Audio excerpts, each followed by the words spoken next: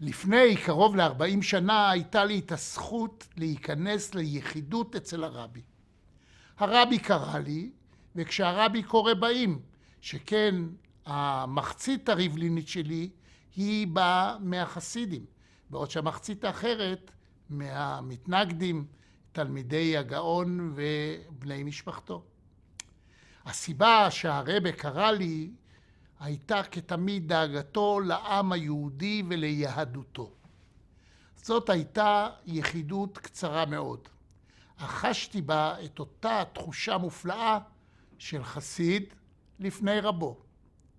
ייתכן שהיה זה בזכות סב סבי מצד אמי, הרב וחסיד אליהו יוסף ריבלין, שעלה ארצה לפני 170 שנה, והיה ממחדשי היישוב החבדי בחברון.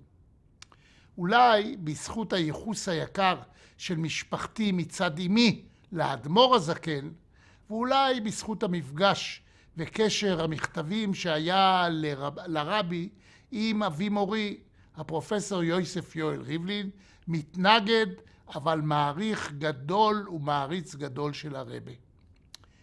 אינני יודע בדיוק מדוע, אך מהמפגש הזה אני זוכר בעיקר את החום המתוק שהרגשתי בעומדי לפני הרבי. את התחושה שאומנם אני נמצא בארץ רחוקה, אבל כן, אני כאילו בבית. אנחנו מציינים היום יחד כ"ו שנים להסתלקותו של הרבי. נדמה לי שאין דרך אחרת לגלות תוקף ונצחיות של מנהיג ומורה מאשר לבחון אותה בדורות שבאים לאחריו. יש היום דור שלם של יהודים שהם יהודים של הרבי, יהודים בזכות הרבי. שאו עיניכם וראו כמה העמיקה, צמחה וגדלה חסידות חב"ד. חסידי חב"ד ושלוחיה בארץ ובעולם מלאו את הארץ בפעלתנות ובמסירות, ובעיקר מתוך אהבה שאין לה די. גם בימי המגפה הקשה שפוקדת את העולם ופגעה קשות בחסידות, התעקשתם להמשיך ולהביא אור ושמחה.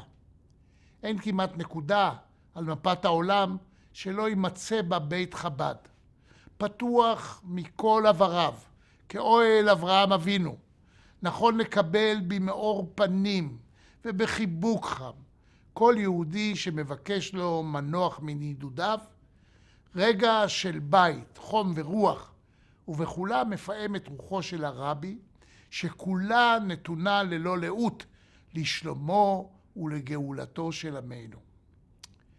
שמעתי ששאלו פעם את הרבי איך הוא לא מתעייף לעמוד כך ולקבל את פני אלפי ורבבות המתדפקים על דלתו, והרבי ענה, כשסופרים יהלומים לא מתעייפים.